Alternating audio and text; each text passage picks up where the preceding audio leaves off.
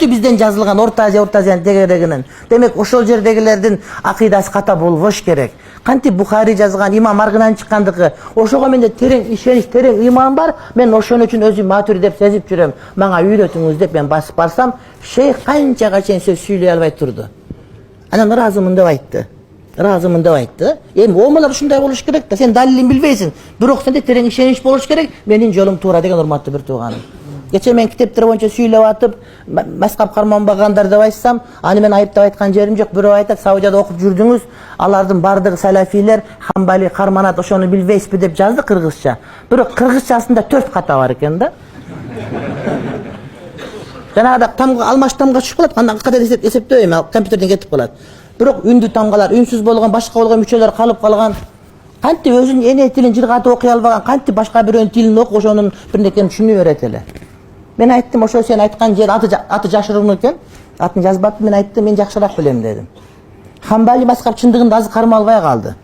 Хамбали мазхаб окутулат, бирок амалга келгенде жок, ражих кармалат деп ар бир шейх өзүнүн туурасын айта турматтуу бир тууганы. Мен абдан жакшы билем аны.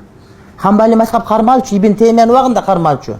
Азыркы учурда Хамбали мазхаб кармалган жер жок. Бирок туура Хамбали мазхаб китептер окутулат, бирок окутулган амалга келген учурда жок, ражих деп таржих берет. Аны мен эң жакшы билем. Ошон үчүн мага бирөө Саудиянын манхажын акыл айтканга такыр арзыбай турган сөз урматтуу бир тууганым.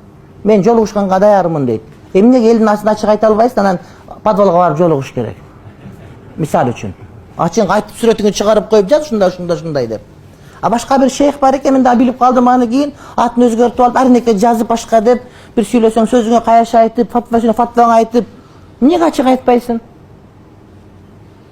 Эмнеге далилдеп айтпайсың? Жөн эле жазып коюш керек да. Замандын аалымы деп мени каштап, анын кылган эткени мындай, бала чакасы мындай, паландай түкүндөй деп, жанагы өрө бергендерге кошулуп алып, жакшылык кылып аткансың. А мен аны оңой эле билип коем, жазып аткан жанагы сүйлөмдөрүнөн жытын билип коем, каякта окуган, кимден окуган. Ушинтип эле билип турам аны чынында эле. О, молдон алыстан тааныйт. Балыкчы басын алыстан тааныгандай эле мынтип карап элесиң. Шопурда эле маршрутка бир таанып кетип атканда карап, о баягы деп билип койгондой эле. Мен да билип турам мынтип элечи. Кимден окуган, каякта канчалык илими бар, канча грамм, эмне бардыгы жыттанып турат. Анан мен таанып койдуңуз беле. Кантип тааныбайм сени? Мен сени тааныганым 2 жыл болгон десем. Интернетте сүрөтү жок. Атын өзгөртүп жазып койгондо, мен сразу эле билгем, бул дедимчи. А көчөдөн көрүп калсаң, дамла кандай сен чакыр.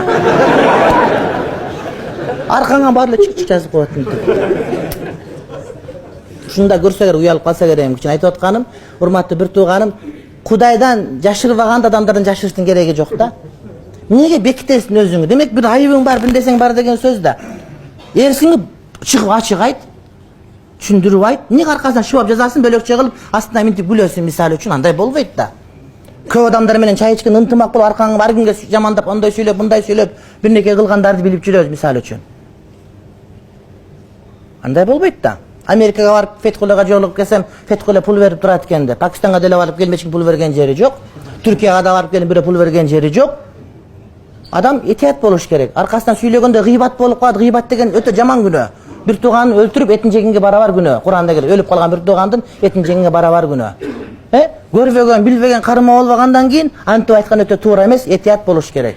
Айрыкча алымдардын, алым сымактардын оозунан чыккан өтө жаман нерсе. Бирок мен алардын баарын кечирем. Аны кыяматта бирөөнүкү мен көтөрүп кетким келет урматтуу бир тууганым. Иншалла кыяматка караганда бирөөнүн моюнуна асылбайм, иншалла. Иншалла мен